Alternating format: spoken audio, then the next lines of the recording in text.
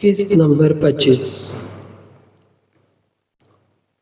Office میں باس سے منہ ماری ہونے کی وجہ سے نہال کو فائر کر دیا گیا تھا۔ نہال اور ربیکہ اس وجہ سے خاصا پریشان ہو گئے تھے کیونکہ ربیکہ زیر علاج تھی اور ظاہر تھا اس کا علاج نہال ہی کر رہا تھا، مگر اب نہال کے جاب جانے سے ربیکہ کو بھی فکر مندی ہو گئی تھی۔ وہ خود اس حالت میں نہیں تھی کہ کوئی جاب کر سکے۔ جب ہی ربیکہ نے نہال کو جمال حسین کے بارے میں یاد دہانی کرائی اور اسے کہا کہ وہ جمال حسین کے آفس جا کے جاب کی بات کرے، وہ اچھے انسان ہیں، اسے جاب دے دیں گے۔ ربیکہ کی بات مانتے ہوئے نہال جمال حسین کے آفس چلا گیا تھا، اور جب اس نے جمال حسین کو اپنی مجبوری بتائی تو انہوں نے بھی نہال کو آفس میں مناسب تنخواہ پر رکھ لیا۔ روشنی اور صلہ جمال حسین کے گھر آ گئی تھی۔ یہاں آ کے لگ ہی نہیں رہا تھا کہ وہ کسی اجنبی کے گھر میں ہے۔ جمال حسین اور ان کی والدہ سراج بانو نے انہیں اتنی اپنیت دی تھی کہ وہ سارے غم بھول گئی تھی۔ آیات تو اپنی بہنوں کے پیچھے دیوانی ہو گئی تھی، اس کی خوشی کا ٹھکانہ نہیں تھا۔ وہ تینوں رات دیر تک بیڈ پر بیٹھی ڈھیر ساری باتیں کرتی رہتی تھی اور دن میں بھی ساتھ انجوائے کرتی۔ ایک ساتھ ان تینوں بہنوں کا وقت بہت اچھا گزر رہا تھا۔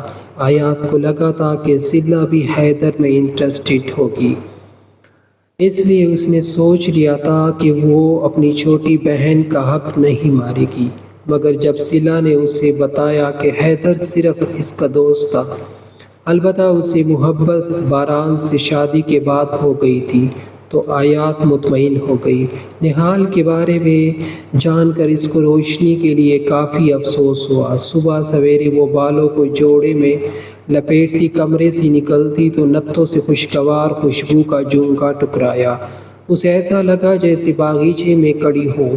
اس نے سر گھما کے ارد گرد دیکھا تو حال کمرے میں ہر طرف بڑے بڑے پھول کے بکے نظر آئے۔ وہ تجسس سے آگے بڑھی، اتنے سارے پھول کہاں سے آئے؟ اس نے آیات سے پوچھا۔ یہ تو کچھ بھی نہیں، باہر پورا ٹرک کھڑا ہے۔ آیات نے شرارت سے اسے جواب دیا تو وہ ناسمجھی سے اسے دیکھنے لگی۔ یہ تمہارے شوہر نے بھیجے ہیں تمہارے لیے، یہ لو، یہ پڑھو۔ روشنی نے بھی شرارت سے ایک کارڈ نما کاغذ اس کی جانب بڑھایا تھا۔ اس نے روشنی کے ہاتھ سے وہ کارڈ لیا اور پڑھنے لگی۔ تم روشنی سے زیادہ خوش نصیب ہو جان من۔ روشنی نے باران کو پا کے کھویا ہے، جبکہ تم نے کھو کے بھی باران خانزادہ کو پا لیا۔ تم بس ایک بار خواہش کر دو، میں دنیا کی ساری خوشیاں تمہارے قدموں میں رکھ دوں گا۔ بس ایک بار میرے پاس آ جاؤ واپس۔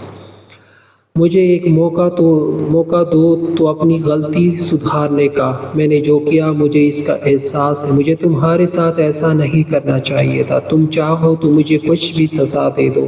کاغذ پر لکھا پڑھ کر صلہ نے ایک گہرا سانس لیا اور کاغذ واپس روشنی کے ہاتھ میں تھما کے سرد مہری سے کچن کی طرف بڑھ گئی۔ آپ کو کیا لگتا ہے آپ اس صلہ انہیں ایکسیپٹ کر لے گی؟ آیات نے صلہ کی پشت کو دیکھتے ہوئے سوال کیا۔ مجھے باران پر یقین ہے وہ صلہ کا دل جیت لے گا۔ روشنی نے ڈھیر ساری امیدوں سے جواب دیا تھا۔ اب یہ امیدیں ٹوٹنی تھی یا روشنی لانے والی تھی، یہ تو وقت نے ہی بتانا تھا۔ آج آیات کی سالگرہ تھی، جسے ہر سال کی طرح اس بار بھی جمال حسین دھوم دھام سے منانے والے تھے۔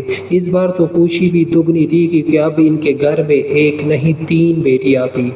انہوں نے اپنے آفس کے تمام امپلائیز کو اس فنکشن میں انوائٹ کیا تھا۔ نہال کو تو انہوں نے خاص طور پر بیوی کے ساتھ بلایا تھا۔ نہال نے پہلے اصرار کیا کہ وہ خود آ جائے گا، مگر جمال کے زیادہ بولنے پر وہ ربیکہ کو لانے کے لیے بھی راضی ہو گیا۔ آیات شہزادیوں کی طرح تیار ہوئی اپنی بہنوں کے ساتھ فوٹو شوٹ کرا رہی تھی۔ روشنی اور صلہ بھی پیاری لگ رہی تھی۔ آیات نے گلابی رنگ کی گھیردار فراق پہنی ہوئی تھی، جبکہ روشنی اور صلہ دونوں نیلے رنگ کے قمیض شلوار پہنی ہوئی تھی۔ سارے مہمان آ گئے تھے، گھر میں خوب رونق لگی ہوئی تھی۔ روشنی آیات اور صلہ کے ساتھ ہنسی مذاق کر رہی تھی جب اس کی نظر دروازے سے اندر داخل ہوتے شخص پر پڑی۔ اس کی مسکراتے لب بے ساختہ سکڑ گئے تھے اور اگلے ہی پل اسے لگا گھر کی چھت اس کے سر پر آ گری ہو، جیسی اس کی روح فنا ہو گئی ہو۔ پل میں ہی اس کا چہرہ سفید پڑ گیا تھا۔ نہال ربیکہ کے ساتھ اندر داخل ہو گیا تھا اور وہ بھی روشنی کو دیکھ چکا تھا۔ روشنی کو دیکھ کر اس کی بھی سٹی گم ہو گئی تھی۔ روشنی بالکل ساکت و جامد کھڑی تھی، اس کی حالت یوں تھی کہ کاٹو تو بدن میں لہو نہیں۔ آیات اور سلا اس کی یہ حالت محسوس نہیں کر پائی تھی۔ جب بھی جمال حسین نہال اور ربیکہ کو لیے ان تینوں کی طرف چلے آئے، آیات یہ ہے میرے موسٹ فیورٹ نہال اور ان کی وائف ربیکہ، میں نے بتایا تھا نا تمہیں ان کے بارے میں، انہوں نے ہی میری ہیلپ کی تھی۔ اب تو ماشاءاللہ ان کی فیملی بھی مکمل ہونے والی ہے، ننھا مہمان آنے والا ہے۔ ان کے گھر جمال سادگی سے آیات سے نہال کو ملوا رہے تھے، جبکہ نہال کو وہاں دیکھ کر اور یہ سب سن کر سیلا بھی ہکا بکا رہ گئی تھی۔ اس کی پٹی آنکھیں بتا رہی تھی کہ اسے کتنا بڑا شاک لگا تھا۔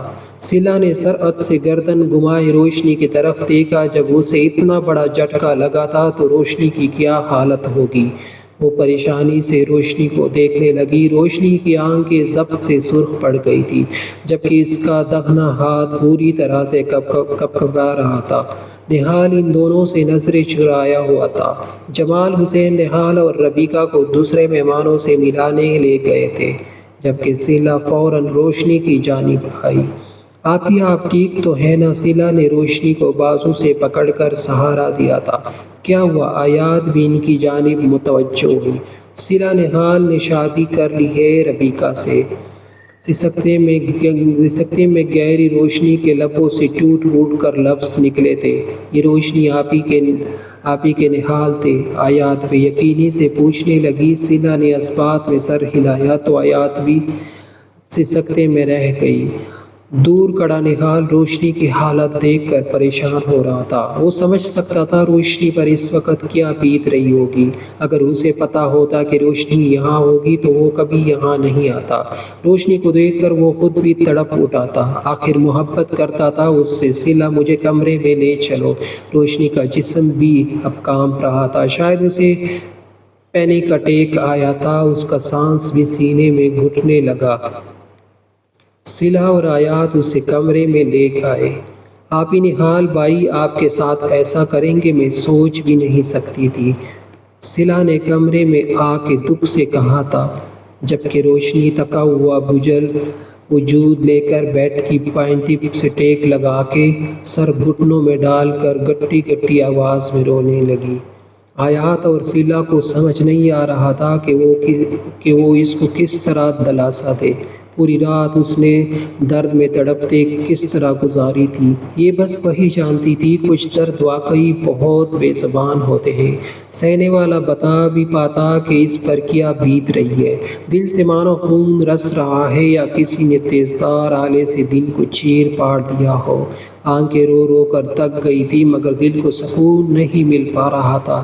سکون کیا، اس کو تو صبر بھی نہیں آ رہا تھا، اور آتا بھی کیسے؟ آج آنکھوں نے جو منظر دیکھا تھا اس کا وہ کبھی تصور بھی نہیں کر سکتی تھی۔ اس کی حالت بالکل غیر ہو گئی تھی، اس جگہ پیٹے کمر اکڑ گئی تھی۔ آیات اور سیلا کو اس نے کمرے سے جانے کا کہہ دیا تھا کیونکہ وہ یہ اذیتناک وقت اکیلے گزارنا چاہتی تھی۔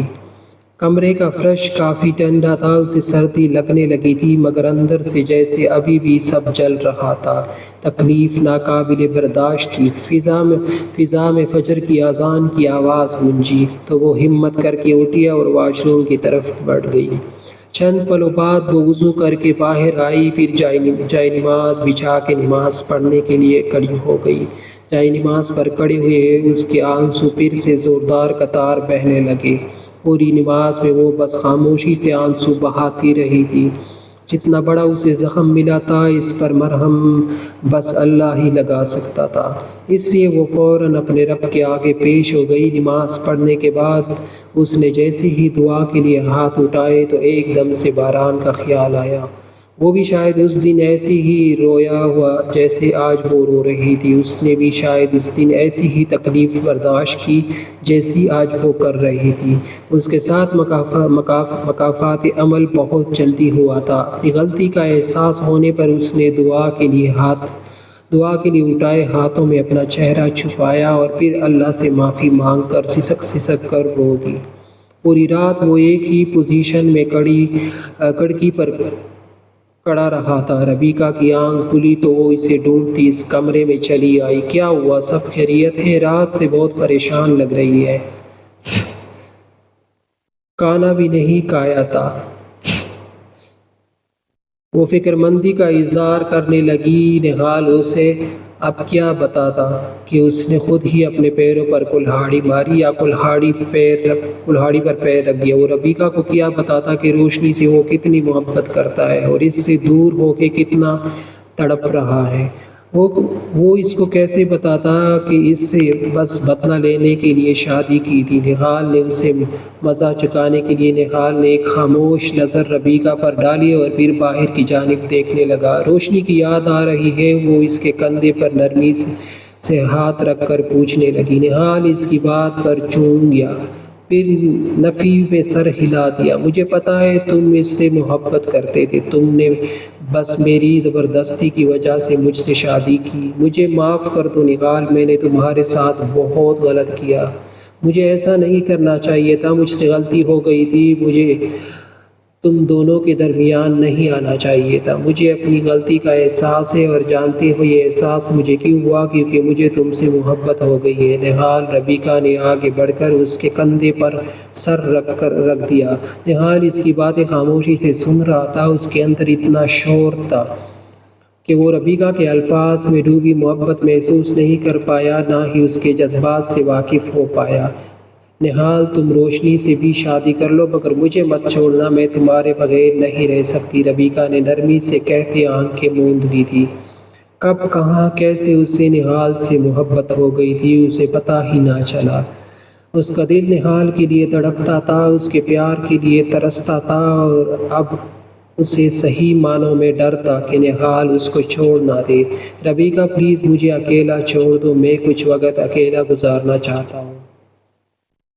نہال نے جھٹکے سے اپنے کندھا اچکایا تو ربیکہ نم آنکھیں لیے کمرے سے نکل گئی۔ وہ الماری میں گھسا ڈاکومنٹس نکال رہا تھا جب ایک دم ہی ربیکہ کے ڈاکومنٹس اس کے ہاتھ میں آ گئے۔ وہ اپنے ڈاکومنٹس ایسے رکھتی نہیں تھی، شاید آج بھول گئی تھی انہیں چھپانا۔ نہال کی نظر اس کے پاسپورٹ پر پڑی تو حیران رہ گیا۔ اس کا اصل نام ربیکہ نہیں تھا، وہ ربیکہ نہیں بلکہ وہ تو کوئی اور تھی، شہنیلا شاہ۔ اس نے بے یقینی سے یہ نام دیکھا، پل میں ہی اس کا دماغ ساری کہانی سمجھ گیا تھا۔ اسے لگ رہا تھا جیسے یہ نام اس نے کہیں سنا تھا مگر کہاں اسے یاد نہیں آ رہا تھا۔ وہ ڈاکومنٹس وہیں پھینک کر کچن کی طرف بڑھا جہاں ربیکہ کام کر رہی تھی۔ کون ہو تم؟ اس نے ربیکہ کے بال مٹھی میں دبوچے اور پھر درشتگی سے پوچھنے لگا۔ دوستو اس کا اگلا قسط میں جلدی انشاءاللہ اپلوڈ کروں گا، ٹھیک ہے؟ اور جتنے بھی اس کے باقی قسط ہیں وہ سارے میں اپلوڈ کر چکا ہوں، تو چینل کو آپ وزٹ کریں۔